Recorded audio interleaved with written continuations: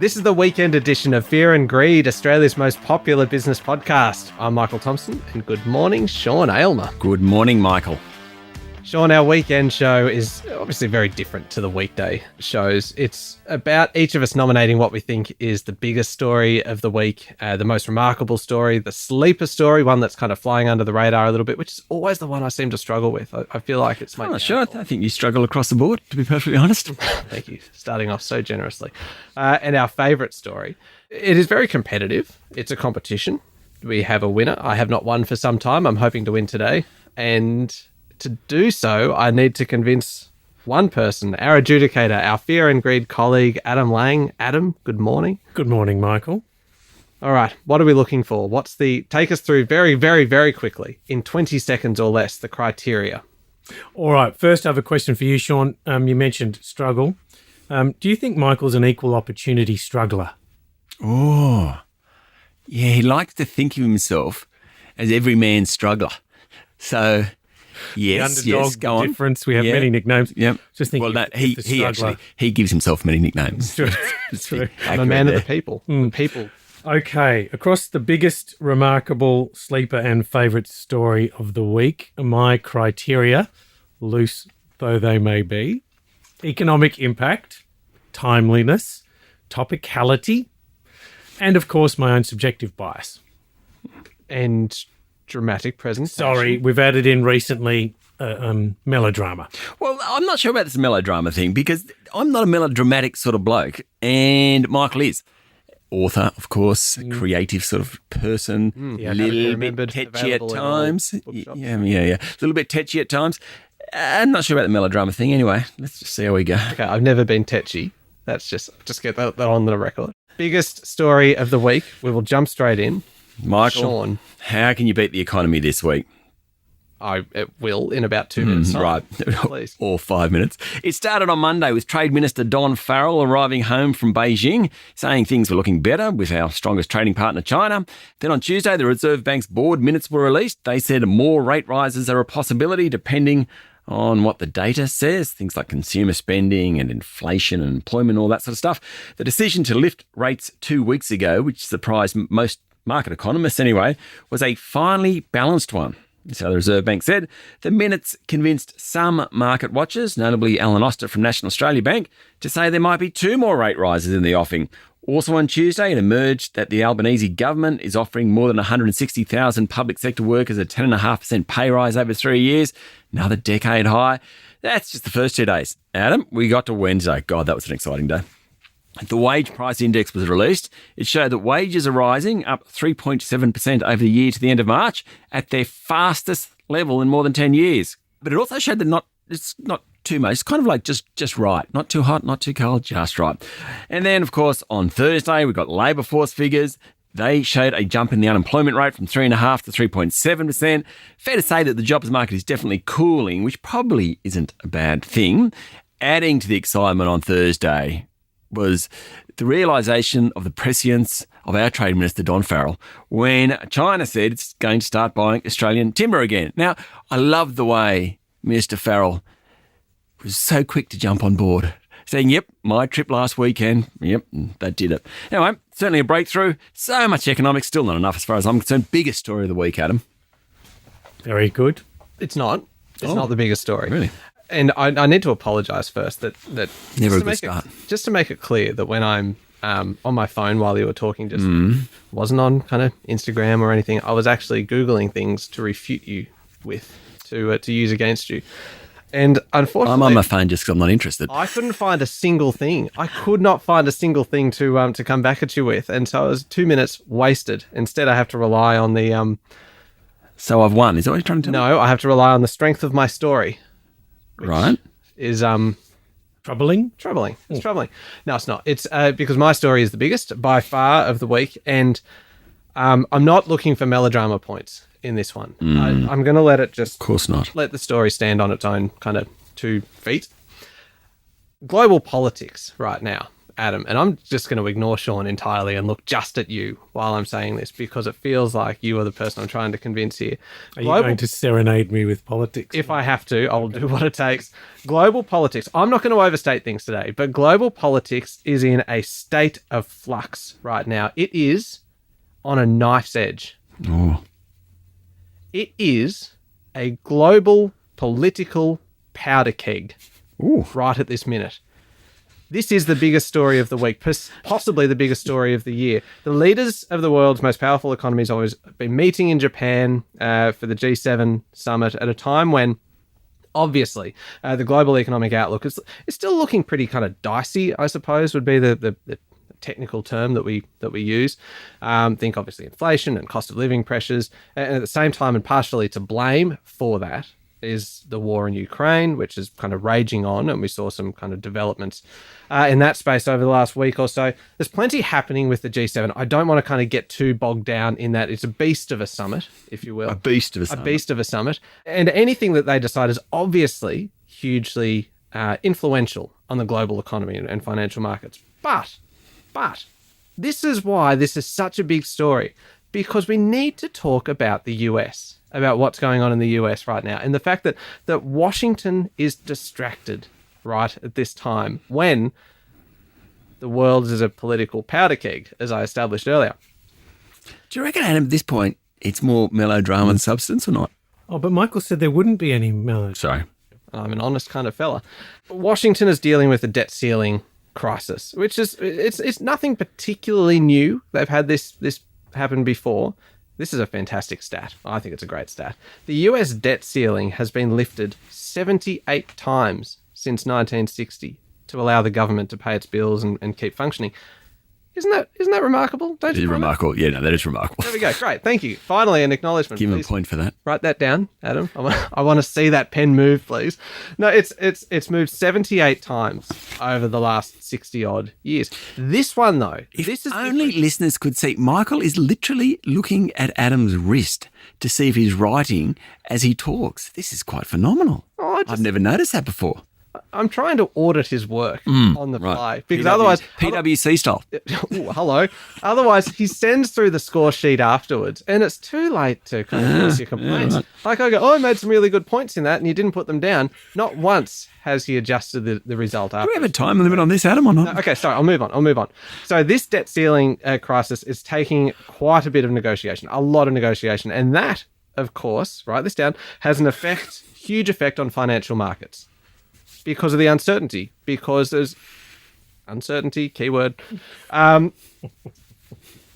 It's a big domestic issue. It is a big issue for the US economy, for financial markets, for global financial markets. But because it is a domestic issue, President Joe Biden had to cancel his visit to Australia for the Quad meeting with us, with Japan and with India. We were all going to get together and have the Quad, which has become really important in the last few years. Particularly not just for the economic development side of things, but also for the regional security side. We could have gone ahead without the US, but kind of doing the Quad without the US would be like kind of going to a bucks party without the groom. Kind of, it's not as effective. Anyway, it is a shame that it's not happening because things are happening with China, Sean, as you mentioned. And we need these dialogues, particularly the nature of the Quad, to continue, and we need to be involved in them. Now, Sean, you mentioned this, the fact that the relationship with Beijing is thawing a little with the ban on timber sales being lifted. You get the feeling, here's me applying a little bit of analysis to this, that China sees the US as being weak right now because they are distracted, dealing with their own kind of internal struggles. And you've got then the Chinese ambassador in the last few days of the week to Australia saying that our defence build-up under the AUKUS Pact, AUKUS, key point, Adam, it's not necessary because they're no threat to us. China's no threat to Australia. He said they're working towards a meeting between Prime Minister Anthony Albanese and Xi Jinping later in the year in China that they would welcome our Prime Minister into the country. China is expanding its influence. And one might argue... this is good, isn't it, Adam? It's good stuff. One might argue... Well, no, this is basically just everything that you need to know that's happening in the world right now. I mean, sometimes the disrespect that's just coming across the desk, just out of the body language of Sean right now is just... Anyway, Don't fall for it, Michael. I'm nearly... Carry on. Oh, I will. Nothing will stop me. That's the problem. I think you know that. That's the problem. Anyway, I'm going to wrap this up because you've got China expanding its influence. Arguably not a good time for the US to be so distracted. And then, as if that's not enough, as if that's not all enough that's going on at the same time, you get the state of Montana going rogue, essentially, and banning TikTok over security concerns because it's owned by a Chinese company. The relationship between China and the US is getting worse by the day, arguably by the hour, maybe the minute. The relationship between China and Australia is getting better, and the relationship between Australia and the US, we don't know because the meeting's not happening. This is a crucial time, the most crucial time this year for geopolitics, and we are right in the middle of it. And this week, it has been the biggest story.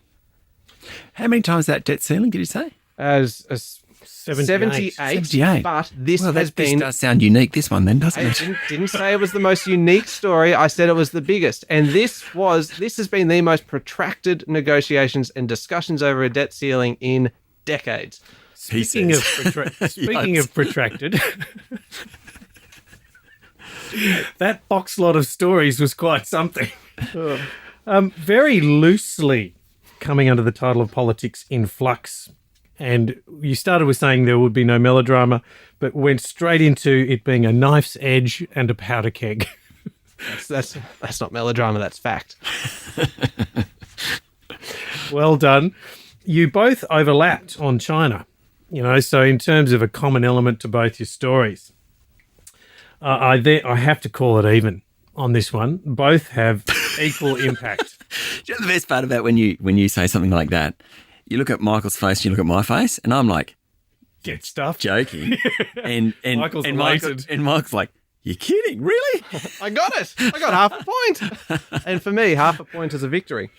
Yes. I think Sean, if it comes down to a draw, Sean will win it on brevity. Like, I'm just having that carryover element Yeah. where he scorched you on brevity. But I draw on that story. Well done. Well, thank you. Shall I do my the most remarkable story Yes. in record time? Yeah. Yeah, well, that would be good. Yes, it that is would also. be. Record time for you, though, is like 6.5 minutes or something or other. I'm aiming for 7. Okay, most remarkable story. So it's half a point each going into most remarkable. Most remarkable story.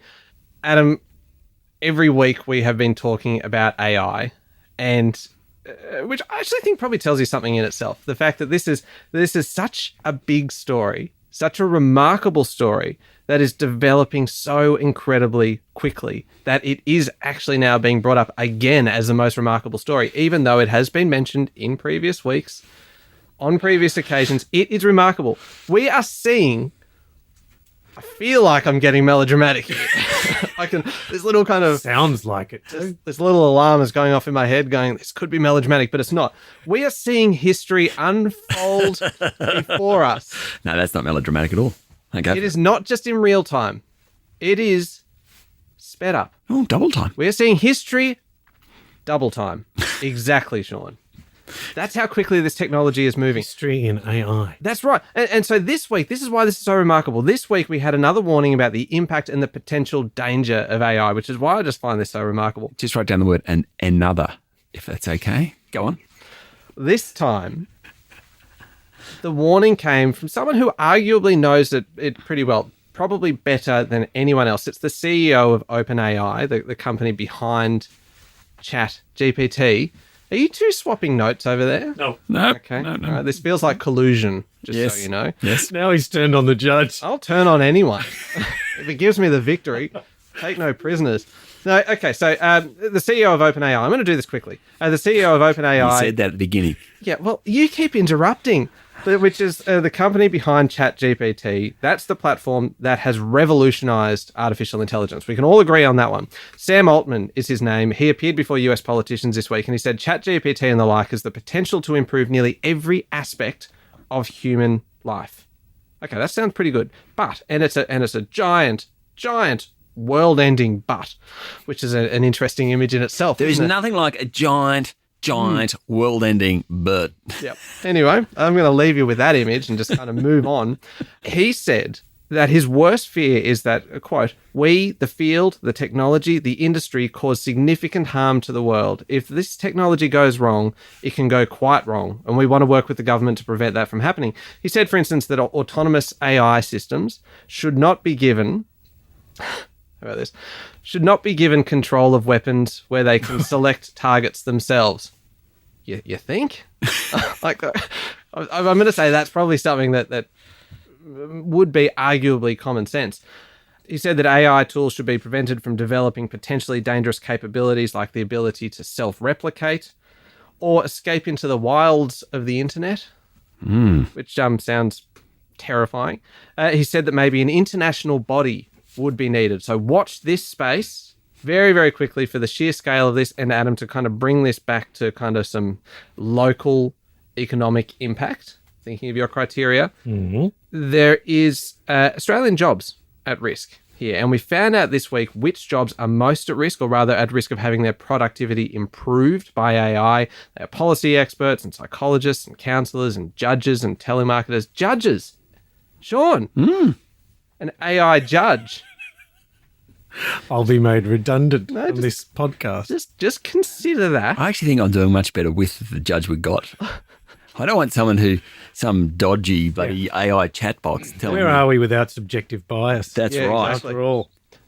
Can AI respond well to melodrama? But anyway, these are all these jobs. That 7 out of 10 also more likely to workers with an undergraduate or postgraduate university degree. So that's going to affect a very large portion of the Australian workforce. So look out. Yep, look out and write it down. Oh, sorry, right. So clearly, the most remarkable story this week is the frightening admissions we heard this week from the company, the very company that has brought AI to the people, the potential world-ending impact of AI. They need to have urgent cooperation, international regulation of this for the first time being acknowledged by the creator of ChatGPT, and all of that in 2.5 minutes. Has he finished?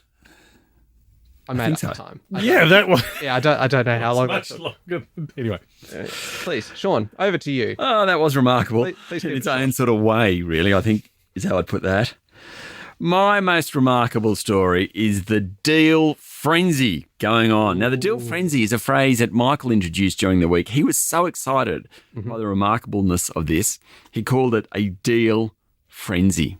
I think I kind of almost sang it.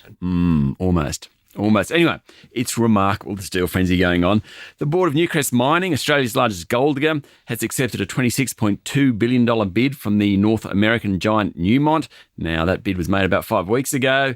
Newcrest has said, yep, fair enough, we'll take it. Tom Palmer, the boss of Newmont, who is actually a Broken Hill boy, even though he works in the US, says after the deal, the company will have 10 Tier 1 assets, including a couple of the Newcrest mines, Cadia in New South Wales and Lihir Gold in Papua New Guinea. Not sure what happens to the other Newcrest mines. Let's just park that for the moment. The other big deal this year, of course, was Brookfield's $18.7 billion takeover for Origin Energy.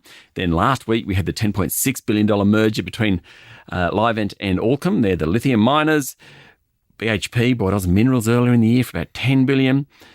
Also this week, though, we had private equity group TPG upping its offer for InvoCare. That's the funerals group. Don't stare at me like that, Michael. I'm sorry. Intimidate. The offer is now nearly, it's $1.9 billion. I'm going to say nearly 2, why not? And the board of InvoCare pretty much agreed to opening its books to TPG for due diligence. It'll recommend the offer if no one else comes out of the woodwork, given that TPG already owns 19.98%. No one else is going to come out of the woodwork, guys. Then we had Aristocrat Leisure buying NASDAQ-listed gaming software company for Neo Games for about $1.5 billion. That gives Aristocrat a foothold in the fast-growing US online gaming market. Also in the same bet, PointsBet agreed to sell its US operation to Fanatics, Fanatics. Fanatics sounds like a bunch of Australians following a tennis tour, really, doesn't it? Fanatics. That's for $225 million. A remarkable deal frenzy this week, but really it bleeds into last week as well, Adam. Hang on, is that an admission that it's not really this week's? I'm happy just to go on this week's deals. Good. Deal frenzy. And you're just like the AI, another. Go on. Yes. So, excellent stories, both deal frenzy on one, the terrifying unleashing of AI on the other. I think, Michael, you have to win this week. I know this is something of a surprise. It is. To both of us. / disappointment to you, Sean. I'm sorry. But when you hear the creator himself, Sam Altman, speak the words of warning for the creation he's made, it is kind of incredible, even remarkable. So I think, yes, it all sounds very logical. We knew this was coming, but to hear the creator say it of ChatGPT, I think that really adds extra to it. So well done, Michael. You win this for the remarkable story of the week. Oh, thanks, Adam. You know what? Today's a good day. It's 1.5 to half a point. And we'll take a very quick break and come back with the sleeper story of the week.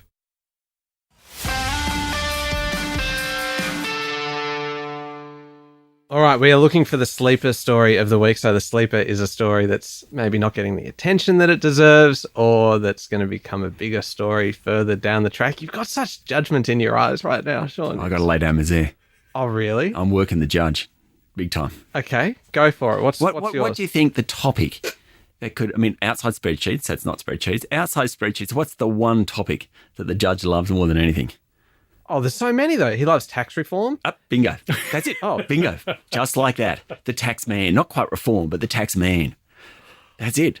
So, the tax man is coming to get you. That's my sleeper story. And people don't realize, oh, look at his eyes. He's in shock. That is a sleeper story through and through. Don't realise the tax man is coming. Michael? How long has this been happening? Michael, I have the floor. Okay, I'm sorry. The ATO this week warned it will be taking a close look at a few or three different things. The big one is rental property investments. Now, obviously, Adam would have a few of those, I reckon, mostly in around Toorak or Point Piper or something like that.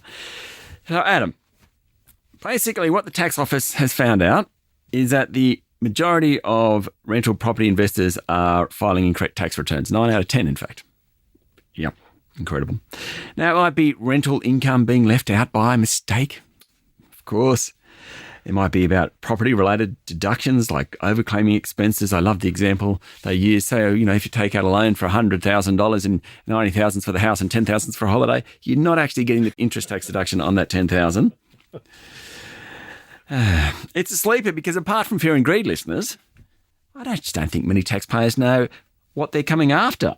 It's not only people with rental properties. The ATO is keeping a close watch on work-related expenses. So pretty much during COVID, we just cut and paste last year's deductions. Oh, Adam, it's touching home.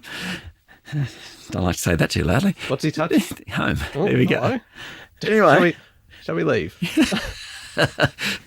So no more cutting and pasting. Basically, you actually have to be able to deduct it to include it on your form. Also, taking a close look at capital gains tax. This one will be interesting because lots of people have been investing in all sorts of things in a low interest rate environment and with the economy, inflation rising and that. So, shares, fair enough. Cryptos, property, art, sneakers, things like that.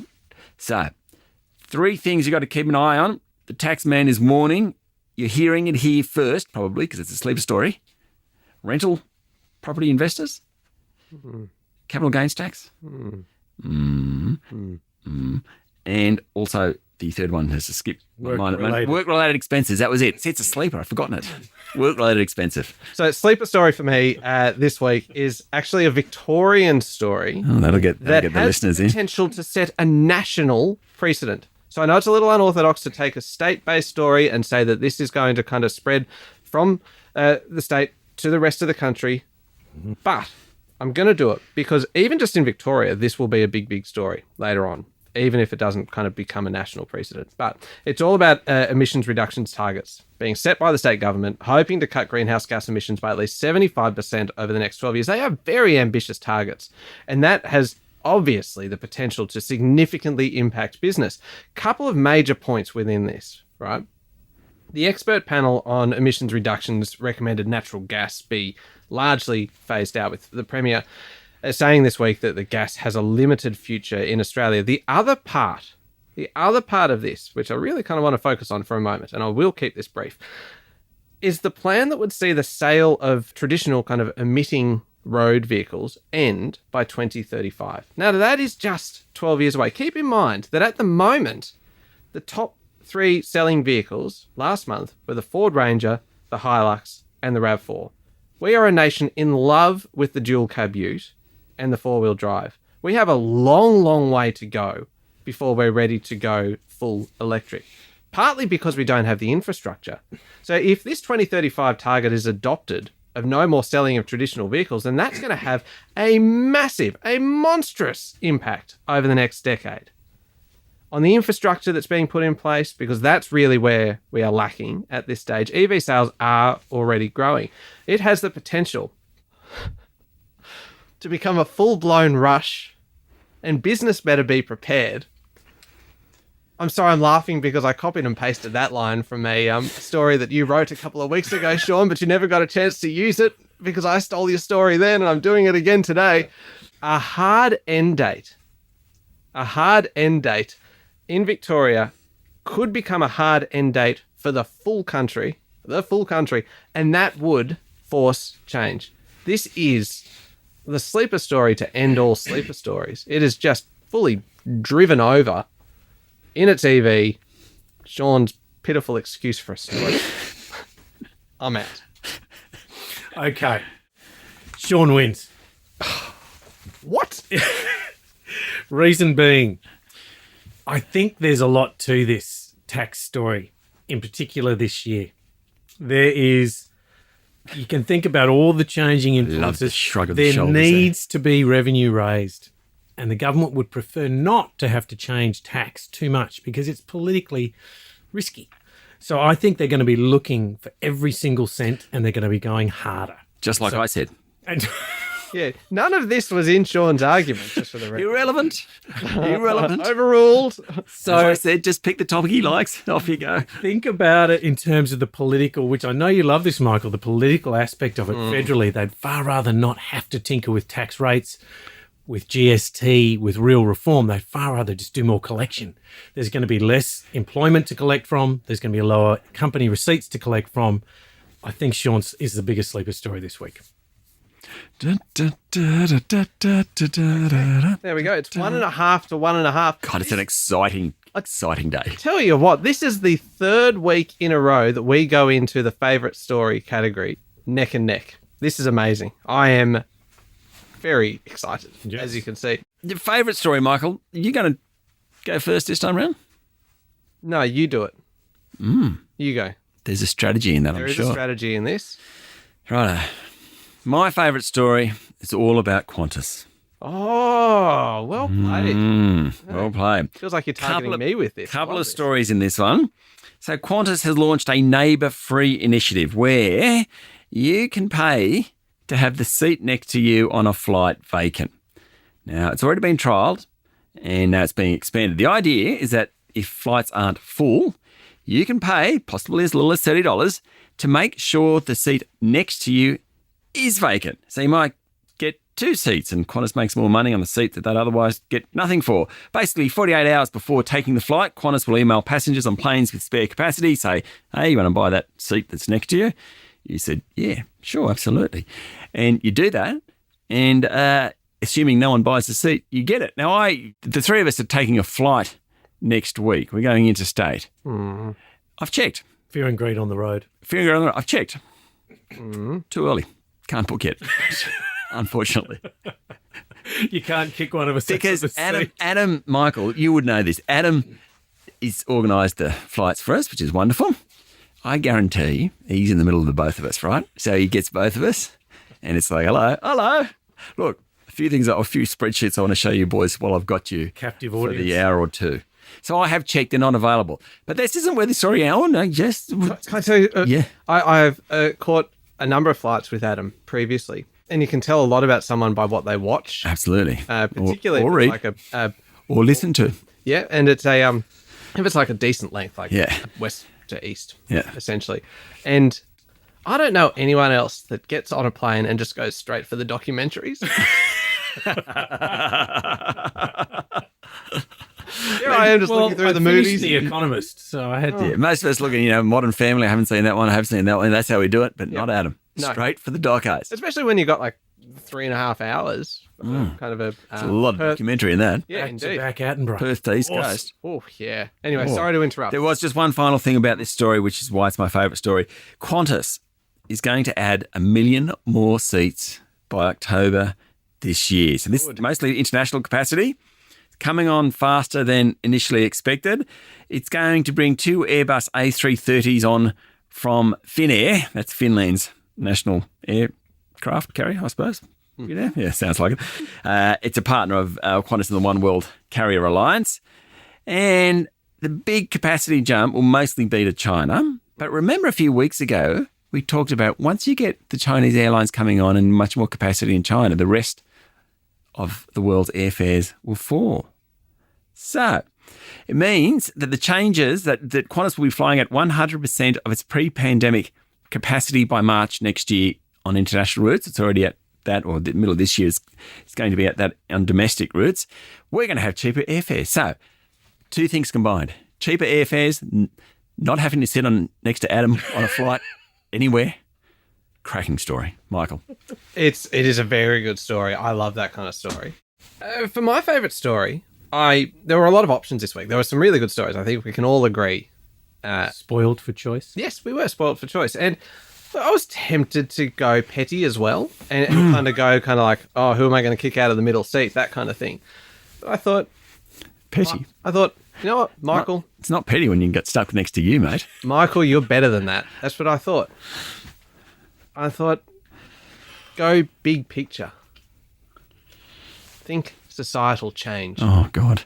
I sat down and I thought, what's going to affect everyone here? And this story just leapt out at me. Nearly 40% of people no longer carry a wallet. Now, the reason why that is so significant is because it has grown. And I'll get to the point here because I'm not actually being facetious here. This is quite serious, that this is social change happening before our eyes. Maybe not quite at history at double speed or whatever I said before, the rubbish I spouted earlier. But this is happening quickly. Nearly 40% of people no longer carry a wallet. 3 years ago, that was 19%.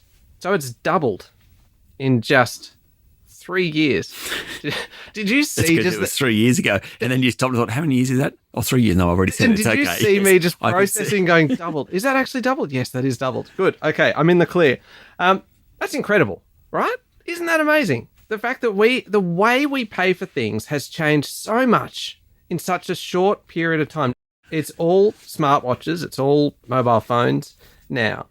We have obviously been heading in that direction towards the cashless society for a while, but this is actually quite a big step because it's actually moving then away from cards as well to just the technology that enables all of this. So, spare a thought, if you will, for older Australians. Only 10% of people over the age of 65, you're not quite in that category yet, Adam, Whoa. Leave their Dangerous wallets. territory, Michael. Well, he was raising his hand to insert himself into the older Australians category. Let's hope not. Only 10% of people over the age of 65 leave their wallets at home. And now they have to contend with businesses that are not just shifting away from cash, but they're just embracing the tap and go technology, the technology side of it, really geared towards your watches and your phones. Spare a thought also, we're sparing a lot of thoughts today. Spare a thought for tradies who won't be able to do cash jobs so easily. Spare a thought for the ATO who won't be able to do their annual crackdown on the cash economy. That wasn't in the sleeper story today, was it? No, didn't mention that. They won't be able to do this crackdown, the one that happens every year on the cash economy, because the cash economy will no longer exist, right? Spare a thought for the salvos collector standing in your local shopping centre with the white bucket hanging on that kind of tripod of sticks as well. I don't want to overstate this. However, The world is changing, right? Our economy is changing. And why? Convenience for the technology, maybe. I suggest perhaps vanity plays a small part in this. Adam, without meaning to put you on the spot, why is it that you choose not to carry a wallet? Is it or is it not because it, quote, ruins your pants line? trouser line. Your trouser line. Trials are right. Well, it does. Does it? Yes, So you feel this. I do. I do. This is a personal story for you. Yes. Think Where of do you put your phone? Well, usually in my jacket pocket or in my bag. And your ciggies? my winning blues. I normally just put them up the sleeve. All right. In conclusion, Adam, think of your pants and give me the point. No, I can't. Worth a try. Because, look, the Excellent wallet. final line. In fact, can I concede? Think of your pant and give me the point. Well, I've never ever said anything like that. Great line. But I think for mine, favourite story of the week has to be the fact that flight prices are coming down. I love the innovation of people being able to buy a spare seat next to them. I think that's really clever and also makes flying interesting, a point of difference for Qantas. So I think I have to give this one to Sean. Excellent. Now, I'd just like to take note of the note that Michael has just put up. This is B. S. Dot. BS. I think we all know what that means. The reason this is Brilliant Sean. yes, brilliant, Sean. No, I have used airline stories for my favourite story. I reckon about 80% of the time, and I've never once won on it. You just sweep in with your airline story for your favourite The AI story. one, you've used that 80% of the time, not one this time. Fine. All right. Okay. We'll All accept that. 2.5 to One and a one and a half. half. Yes. That is an honest win. A tradesman-like win. That's right. Congratulations, Sean. Points? Oh, yeah. Okay. Well, again, very high quality battle and extremely close. Sean, 95 points, same as last week. So Excellent. you're maintaining your high athletic form here. And Michael, 94 points. I believe that's a PB for you. I think it might be. Well done. It must be a bit of an empty PB, though. When you lose. I can't believe I lost on Adam's pants. Thank you. Clearly, that was the one that lost it for me. Oh. Trouser. Anyway, all right, okay. Well done, Sean. That's you, Michael. a good victory. Congratulations, and thank you, Adam. Thank you, Michael. All right, and remember, stay up to date on all the business news with Alexa and your Amazon Echo smart speaker. Simply say, Alexa, play the Fear and Greed podcast to catch the latest episode. You can grab yours now at amazon.com.au. Make sure you're following the podcast. Join us online on LinkedIn, Instagram. We have a lot more happening on Instagram now. If you go to Instagram and go to Fear and Greed podcast, and It's really attractive too. This Instagram machine works. yes, it does. We are also on Twitter and Facebook, of course, and so follow us everywhere. You never know what you might find. I'm Michael Thompson. Have a great weekend.